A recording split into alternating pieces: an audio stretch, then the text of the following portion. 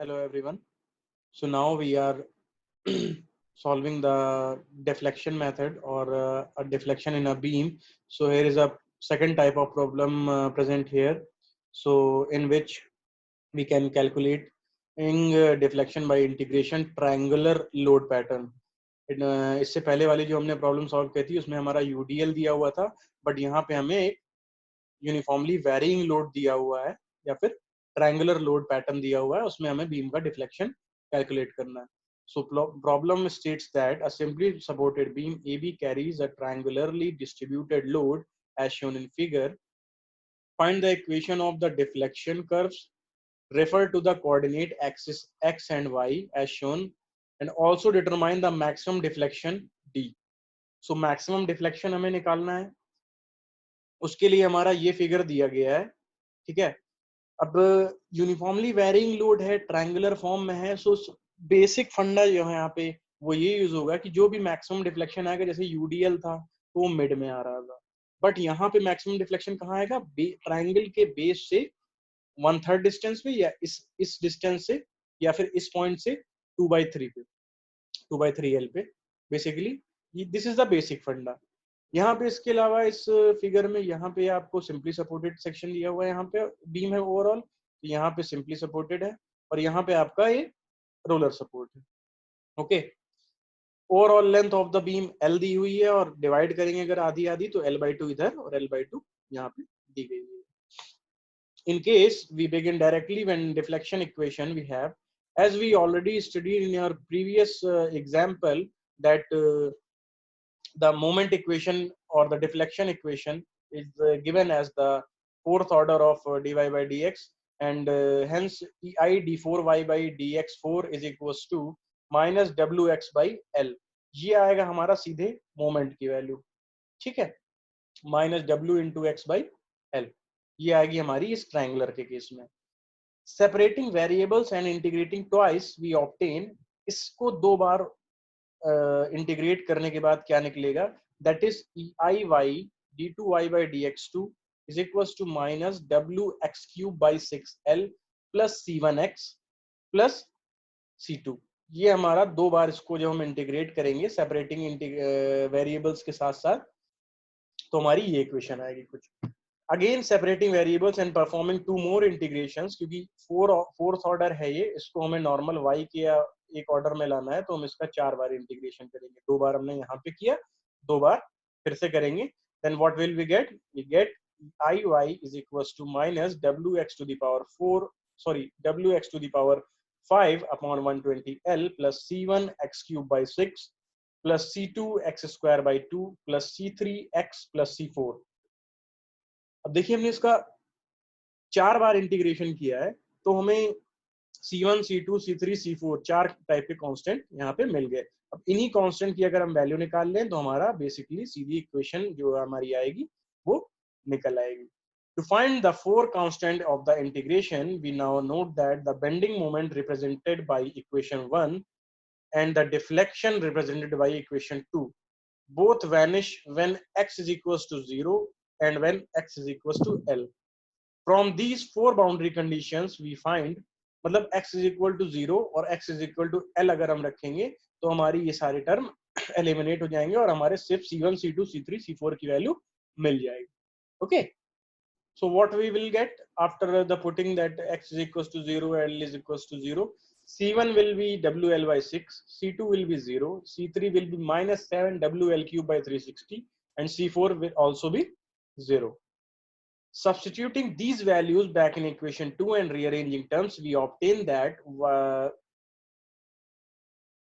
is equals minus Wx upon 360 LEI in bracket 7L to the power 4 minus 10L x square plus 3x to the power 4.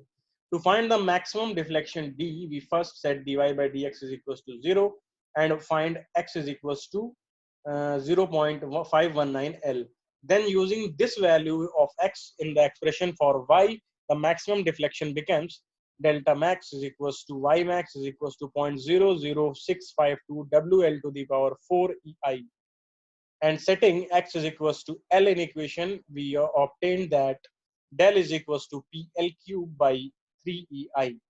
तो इसमें कुछ नहीं करना है, सीधे कोई बाउंड्री कंडीशन आपको डायरेक्टली ये रखनी है, x is equal to 0, l is equal to 0, उससे c1 c2 c3 c4 की वैल्यूज निकल आएंगी, वो आप सारी इसमें इक्वेशन नंबर 2 में रख देंगे तो आपकी बेसिक इक्वेशन निकल आएगी। ओके, उसके बाद आप उसी से जब dy बाई dx को 0 करेंगे और x इज इक्वल टू 0.519 को फाइंड करेंगे तो आपका डिफ्लेक्शन कैलकुलेट होके आ जाएगा, which is in the form of 0.00652 WL to the power 4 upon EI, and by this we can say that also the deflection is del is equals to PL cube upon 3EI.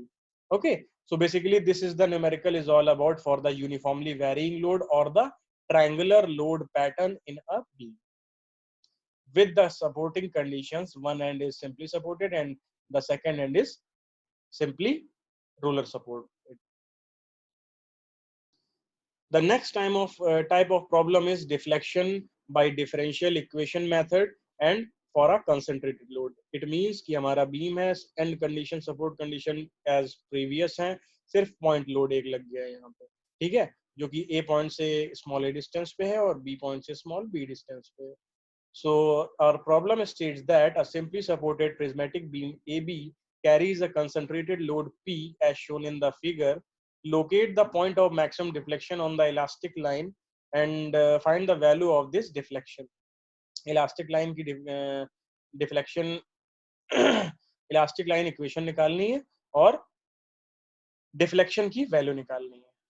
So basically this is the figure is all about, and the solution states that we have for when x जो है आपका, जो भी आप section cut करोगे, which is in the form of 0 to a. अभी जो x आप काटेंगे वो इस यहाँ से लेके यहाँ तक के बीच काटेंगे ना. So by this the moment value is PA upon L for x, while for a x is represented as A to L, and by this we can say that the mx is equals to PB by L in bracket x minus a.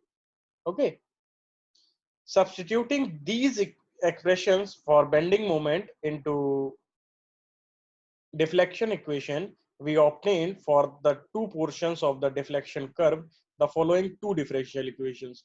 यहाँ पे हमें दो phase मिलेंगे, दो portion में हम पूरा deflection curve को डिराइव करेंगे. फर्स्ट वन इज 0 से a तक और a से l तक, मतलब कि 0 से a तक और फिर यहाँ पे a होगी ना वैल्यू, a से ओवरऑल l तक. Okay, so for 0 to a जब x की वैल्यू 0 से लेके a तक है तो हमारी क्या इक्वेशन आएगी, ei d2y by dx2 is equals to PAX upon L, this equation, and for the second portion ei d2y by dx2 is equals to minus PA upon L in bracket L minus x, ये वाली equation, ठीक है. Similarly, for 0 to a and a to L, here two equations are performed. इनको लिखा गया है LMNO से represent किया गया है. तो जो हमारी 0 से a के लिए जो इक्वेशन थी उसको हम एक बार इंटीग्रेट करेंगे, फिर दूसरी बार इंटीग्रेट करेंगे. Same as it is a से l के लिए भी पहली वाली इक्वेशन को एक बार इंटीग्रेट करेंगे, फिर दूसरी बार इंटीग्रेट करेंगे. तो जब पहली बार इंटीग्रेट किया तो I value ei dy by dx is equals to PAX square upon 2L plus C1. इसको एक बार और इंटीग्रेट करेंगे तो आएगा ei y is equals to PAX cube by 6 L plus C1x plus C2. Similarly a से l के लिए वाली जो इक्वेशन थी उसको पहली बार इंटीग्रेट करेंगे तो हमारी वैल्यू आएगी ei dy by dx is equals to PAX minus PAX square upon 2L plus D1. और इसी को जब एक बार और इंटीग्रेट करेंगे तो हमारी इक्वेशन आएगी ei y is equals to PAX square by 2 minus PAX square PAX cube by 6L plus D1x plus D2. इसी को इंटीग्रेट किया है, यहाँ पे x था तो x का इंटीग्रेशन x स्क्वायर बाई 2 हो गया, x स्क्वायर का x क्यूब बाई 6 हो गया, ठीक है. x क्यूब बाई 3 होगा x स्क्वायर का, बट यहाँ पे मल्टीप्लाई होके 3 into 2 6 हो गया. To find these values of C1, C2, D1, D2, we have the following conditions. At x is equals to 0, y becomes 0, and at x is equals to L, y becomes 0. dy by dx x is equals to a पे जब हम निकालेंगे is the same for equation L and M, इसके लिए same रहेगा. और y जब निकालेंगे आप x is equals to a पे is the same for portion और the equation m and l and n के लिए ये सेम रहेगा और y के लिए m y x is equals to a इसके लिए ये किसके लिए एप्लीकेबल होगी m और o के लिए. By using these we can get C1 is equals to PB upon 6L, L square minus B square. C2 is equals to 0. D1 is equals to PA by 6L into 2L square plus A square. And D2 is equals to PA cube by 6AI. Using these constant as determined equation MO, defining the two portions of the elastic line of the beam. So by this we can say that M और O equation जो है आपकी ये वाली और ये वाली, it will be written as EIY is equals to minus PBX by 6L, L square minus B square minus X square. And EIY is equals to PB by 6L in bracket L by B, X minus A to the whole cube plus L square minus B square multiplied by X minus X cube. इन दोनों equation को P और Q ले लिया गया है. For A is greater than B, it means अगर A portion आपका B से बड़ा है, the maximum deflection will occur in the left portion of the span to which the equation P is applicable. Setting the derivatives for the expression equal to 0 gives x is equals to under root a in bracket a plus b by 3, where l minus is equals to under root l minus b l plus b by 3 or under root l square minus b square by 3.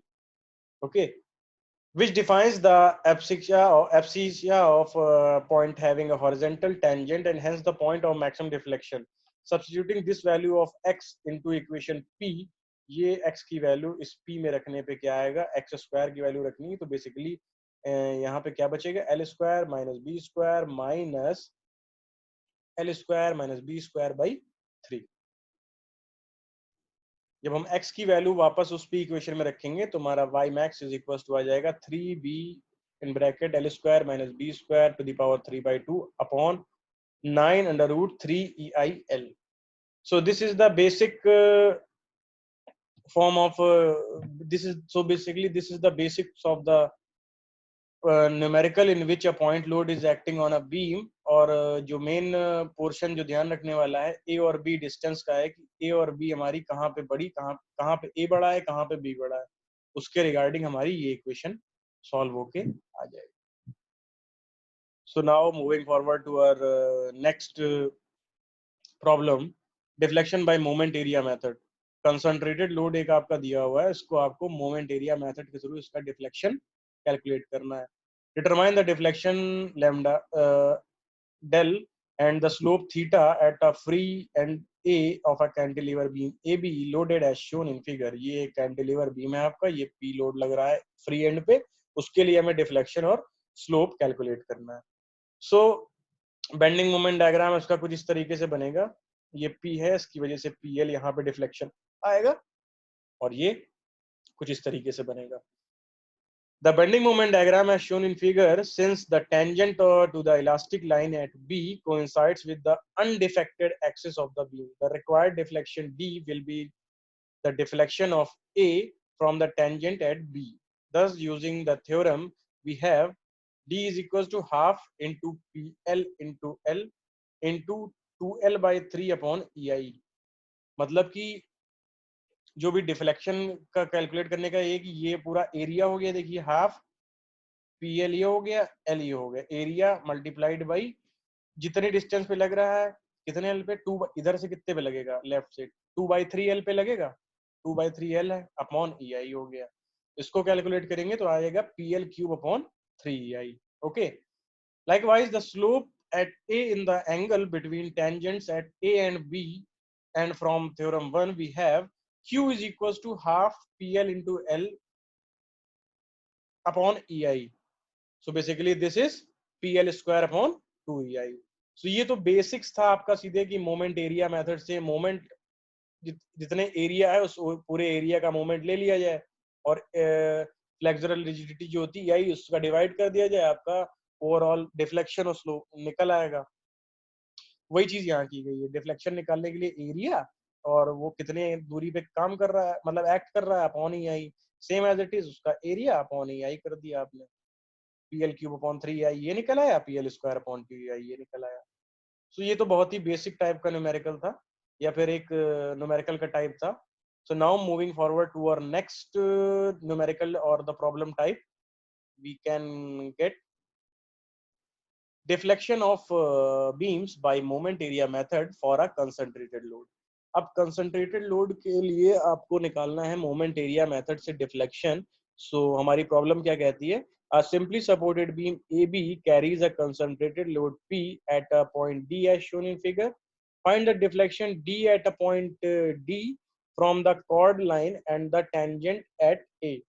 It means कि ये एक beam दिया है simply supported आपका, इसके mid पे आप mid पे या फिर डी पॉइंट यहाँ पे दिया गया है जिसपे आपका ये पॉइंट लोड लग रहा है, इस पे आपको कहा गया मैक्सिमम डिफ्लेक्शन निकालिए। उसका जब आप free body bending moment diagram बनाएंगे तो इस इस पॉइंट लोड की वजह से ये कुछ इस तरीके का बेंडिंग मोमेंट डायग्राम बनेगा, that refers that this distance is PAB by L, P into A into B by L, and this is the angle or the deflection theta A, and the solution is stated that the bending moment diagram as shown in figure, the area of the diagram is PAB by 2 into L। Area इस triangle कैसे निकलेगा, half into this distance multiplied by this distance, तो half मतलब 1/2 into PAB by L at the distance of its centroid C from B is 1/3 L plus B, 1/3 L plus B। इस case में ये निकलेगा इसका centroid. Taking the statical moment of this area with respect to B we obtain the deflection B dash B, ये deflection निकल के आएगा कुछ इसका, of B away from the tangent of A. That's why the B dash B और the deflection is equal to PAB upon 2EI in bracket L plus B by 3।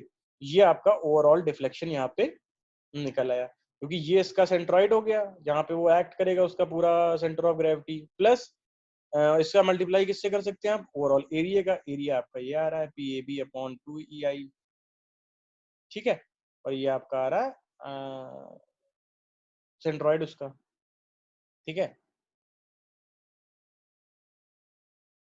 So now here are some important points which are also carried out, that then noting from the figure that theta A is equals to B dash B by L, we have theta A is equals to B dash B की value लिख देंगे, divide by L लिख देंगे, तो L divide by L वाला यहाँ से cancel हो जाएगा और ये आ जाएगा PAB अपॉन 6EIL, अब L plus EL 6EI capital L in bracket L plus B। We also see that from the figure that the required deflection at point D from the core line AB is del is equals to A into theta A minus D dash, क्योंकि अगर आप इस figure की बात करेंगे तो if we are moving forward this figure then what we can get, ये theta A आ रहा है, ठीक है, और थीटा A में ओवरऑल में से D डैश माइनस किया गया है, ठीक है।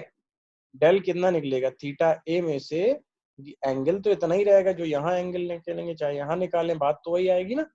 उस हिसाब से अगर देखा जाए तो थीटा ए में से डी डैश माइनस किया गया है, which means the a into theta a angle into this distance minus d dash, उस हिसाब से डिफ्लेक्शन इतना आना चाहिए, where d dash is the deflection of d away from the tangent at a। okay, so this deflection d dash can be found by using the theorem second or the moment theorem for the portion a1 d1 of the bending moment diagram। The area of this is PA square B upon 2L and its centroid of a distance a by 3 to the left of D।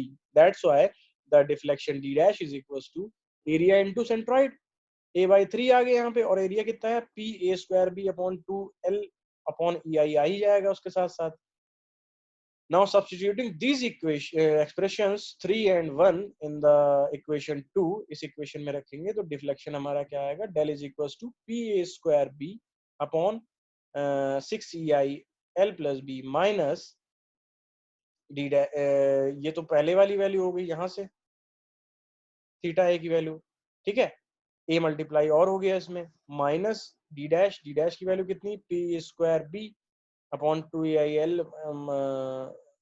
ये वाली जो value है इसको minus करा, उससे हमारा simply solve होके क्या आ गया, P A square B square upon 3 LEI।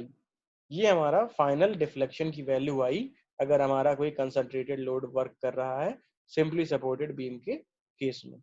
Okay, now moving forward to our next problem type which is moment area method and for the UDL। UDL अगर आपके किसी एक बीम पोर्शन के हाफ पोर्शन पे लगा हुआ है और ये एक टाइप का कैंटिलीवर बीम दिख रहा है, तो प्रॉब्लम हमारी क्या स्टेट कर रही, a prismatic cantilever beam AB carries a UDL load over the portion B। इस बी पोर्शन पे आपका यूडीएल वर्क कर रहा है of its length as shown in the figure, find the deflection del of the free end A. इस end पे आपको deflection निकालना है। उसके लिए इस लोड की वजह से आपका जो फ्री बेंडिंग मोमेंट डायग्राम बनेगा वो क्या बनेगा, W B square by two, W B square by two बना यहाँ पे। और आप हमेशा कहते हो कि मोमेंट एरिया मेथड क्या है, जितना एरिया लग रहा हो और वो जितना एरिया हो और उस एरिया पे जो उसका सेंट्रॉइड हो उतना मल्टीप्लाई कर दीजिए, आपका डिफ्लेक्शन निकल आएगा।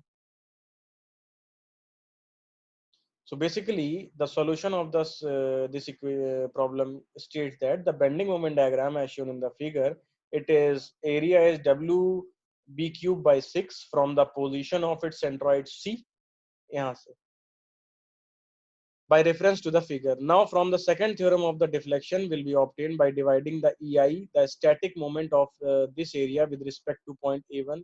That's why deflection is equals to WB cube by 6 upon EI तो लेते हैं डिफ्लेक्शन में, एरिया ले लेते हैं और उसका सेंट्रॉइड कहाँ पे काम कर रहा है, आपसे कहा गया है ए पॉइंट पे निकालना है ना कि इधर। तो ए उसका सेंट्रॉइड कहाँ से, ए प्लस बी का कितना डिस्टेंस पे, 3B/4 पे, ए प्लस 3B/4 मतलब यहां से यहां तक तो ए हो गया, प्लस इसका सेंट्रॉइड कहां जाएगा 3B/4 पे, तो एरिया अपॉन में EI कर लिया मल्टीप्लाइड बाई सेंट्रॉइड की डिस्टेंस, सेंट्रॉइड कितना है ए प्लस 3B/4, सिंपल। ये इसका डिफ्लेक्शन यहाँ पे कैलकुलेट हो गया। So basically in this lecture we studied the different types of numerical problems or the load conditions or the end conditions। Basically 6 तरीके की हमने यहाँ पे ओवरऑल प्रॉब्लम पढ़ी और फाइनली हमें यही मिला कि अगर हमें डिफ्लेक्शन निकालना है तो हम बेसिकली सीधे उसका एरिया और सेंट्रॉइड उसका जहाँ पे काम कर रहा है वो उसको मल्टीप्लाई करके अपॉन में EI कर देंगे तो हमारा सिंपल डिफ्लेक्शन निकल आएगा मोमेंट एरिया मेथड से। Okay, so basically we studied the 6 types of problems. यहाँ पे हम फिर से एक बार उसको समराइज करना चाहेंगे। तो पहली जो प्रॉब्लम टाइप थी हमारी calculating deflection bye integration, integration method के थ्रू करनी थी, यूनिफॉर्म लोड या यूडीएल लगा हुआ है। उसके लिए हमने क्या किया, सिंपल इक्वेशन ली d2y/dx2 is equal to m/EI। उससे हमने क्या किया, इस बीम में जितना मोमेंट लग रहा है उसको कैलकुलेट किया एक सेक्शन के बाद, उस मोमेंट की वैल्यू हमने इस इक्वेशन में रखी, उस इक्वेशन में रखने के बाद हमने उसको इंटीग्रेट किया और सिंपल फॉर्म में उसको, उस सिंपल फॉर्म में लाने के बाद हमने अलग अलग जो भी इंटीग्रेशन बार बार हम इंटीग्रेशन कर रहे हैं उसको सिंप्लीफाई करते जा रहे हैं। सिंप्लीफाई करने के साथ साथ एंड कंडीशंस रखी और उसके अलावा जितने भी कांस्टेंट निकल के आ रहे थे C1 C2 C3 C4 इन सब की वैल्यू इन बाउंड्री कंडीशन के रिगार्डिंग कैलकुलेट करके वापस उसी इक्वेशन में रखी, तो हमारी basic elastic line equations calculate हो गई।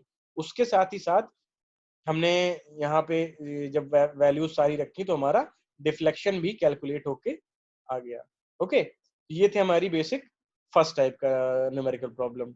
ओके, सेकंड टाइप हमारा क्या है, सेकंड टाइप हमारा था कि ट्रायंगुलर लोड पैटर्न था। तो ट्रायंगुलर लोड पैटर्न की जब भी हमने बात करी थी तो हमने सिंपली एक फोर्थ ऑर्डर इक्वेशन ली, उसको 4 बार इंटीग्रेट किया।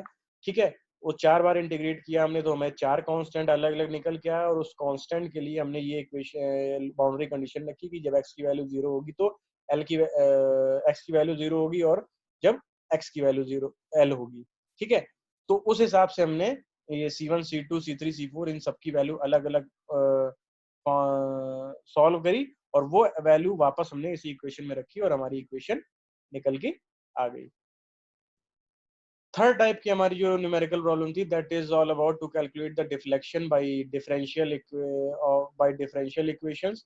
कंसंट्रेटेड लोड लगा है और डिफरेंशियल इक्वेशन मेथड के थ्रू करना। तो हमने क्या किया, सिंपली उसका मोमेंट निकाला, दो बाउंड्री कंडीशन दी कि जब x की वैल्यू 0 से लेके x की वैल्यू 0 से लेके a तक है और x की वैल्यू a से लेके कैपिटल L तक है, ठीक है। उसके बीच में हमने दो इक्वेशन निकाली, डिफ्लेक्शन इक्वेशंस, ठीक है। और उसी के अकॉर्डिंगली हम इसको सेकेंड ऑर्डर की दो इक्वेशन निकली, एक निकली 0 से a तक के लिए और दूसरी निकली a से L तक के लिए। इसको हमने दो बार इंटीग्रेट कर लिया, फिर बाउंड्री कंडीशन रख दी और हमारी जितने भी कांस्टेंट निकल के आ रहे थे उन सब की वैल्यू वापस हमने इसमें रखी और हमारी एक इक्वेशन निकल के फाइनली आ गई। और इक्वेशन हमारी कौन कौन सी निकल के आई, ये चारों इक्वेशन निकल के आई। उसकी वजह से C1 C2 D1 D2 हमने पूरा कैलकुलेट कर लिया और उसके रिगार्डिंग हमने ये ए और बी के रिस्पेक्ट में पूरी इक्वेशंस यहाँ पे कैलकुलेट करके सॉल्व कर दें। ओके, अब ये x की वैल्यू जो यहाँ आई वापस से हम उसमें सब्स्टिट्यूट करेंगे, हमें क्या मिलेगा, ये y max is equals to pb in bracket l q square minus b square to the whole power 3/2 divided by 9 under root 3 ei l। Okay, उसके बाद हमारा फोर्थ टाइप ऑफ प्रॉब्लम था deflection bye moment area method. Moment area method के लिए concentrated load लगा है, ये question हमारा दिया हुआ था, उसमें हमने क्या किया, बेंडिंग मोमेंट डायग्राम निकाला, ये PL निकल के आ रहा है, सिंपली एरिया को उसके सेंट्रॉइड से मल्टीप्लाई करके होल डिवाइड बाय EI कर दिया, हमारा डिफ्लेक्शन कैलकुलेट हो गया। जैसे इस ट्रायंगल की बात करेंगे, half into PL into L into centroid कहाँ से जाएगा, इस साइड से अगर देखेंगे तो 2L/3 से जाएगा, 12/3 अपॉन EI, PL³/3EI हो गया, ठीक है। उसके साथ ही साथ स्लोप की जब बात करेंगे तो एरिया अपॉन EI नॉर्मल कर देते हैं, एरिया क्या है, half PL into L upon EI। by solving we can get the value of PL square upon 2EI. So basically this is the fourth type of numerical problem. Now proceeding for the fifth type of numerical problem, which state that deflection bye moment area method for concentrated load. Concentrated load के लिए हमें ये अगर numerical problem हमारी दी है तो उसके लिए हम कैसे निकालेंगे, सेम वही चीज है, मोमेंट एरिया मेथड अगर आप सॉल्व कर रहे हैं तो एरिया मल्टीप्लाइड बाई सेंट्रॉइड जहां पे आ रहा है डिवाइड बाई EI कर देंगे। बस इसमें थोड़ा सा ध्यान ये देने वाली बात है, जब FBD आप बनाएंगे PAB/L आ जाएगा यहाँ पे, और उसके साथ ही साथ जो सेंट्रॉइड आएगा वो आएगा L+B/3, ठीक है। तो एरिया आएगा PAB/2, ठीक है, हाफ P इंटू AB, ठीक, ये तो आएगा ना एरिया इसका हाफ PAB/2 और जो सेंट्रॉइड आएगा L+B/3 मल्टीप्लाइड कर दिया, डिफ्लेक्शन आ गया। उसी के साथ साथ जब आप स्लोप की बात करें तो थीटा ए निकालेंगे, और डिफ्लेक्शन ऑल्सो अगर आप फिगर आप देखेंगे तो उससे क्या दिख रहा है आपको, A into theta A minus d dash. D dash कैसे निकलेगा आपका, D dash can be find out by the using moment area theorem, which state that the area of this portion is PA square B upon 2L and its centroid is resistance of A/3 from the left of D. So basically area into centroid कर देंगे, PA square B upon 2L EI multiplied by A/3 कर देंगे, और ये D dash की value हम दोबारा से इसमें रख देंगे तो हमारी वैल्यू क्या आ जाएगी, del is equals to PA square B square upon 3LEI या 3EIL. Okay, now moving forward to our last type of numerical problem of this portion is, which is all about the moment area method for the UDL। तो एक ये आपका boundary numerical problem दी गई थी कि एक cantilever beam है, उसके इतने पोर्शन पे UDL काम कर रहा है W का, और उस हिसाब से आपको A पॉइंट पे कितना डिफ्लेक्शन आ रहा है ये निकालना है। उसके लिए आपने क्या किया, इसका एक बेंडिंग मोमेंट डायग्राम बनाया, which is in the form WB²/2 this distance। So area इसका कितना आ जाएगा ओवरऑल कैलकुलेट करने पे, WB³/6, और सेंट्रॉइड इसका आ जाएगा 3B/4 पे, ठीक है। तो वो जो 3B/4 आएगा वो A पॉइंट से कहा गया है, तो A + 3B/4 ये तो सेंट्रॉइड हो गया, multiplied by area is WB³/6, WB³/6 और अपॉन में EI आप लगाते हैं, तो ये इसका बेसिक डिफ्लेक्शन निकल रहा है. So basically this is the 6 type of numerical problems in a given topic, and so for this lecture that is enough. We will study our next portion of this topic in our next lecture. Thank you.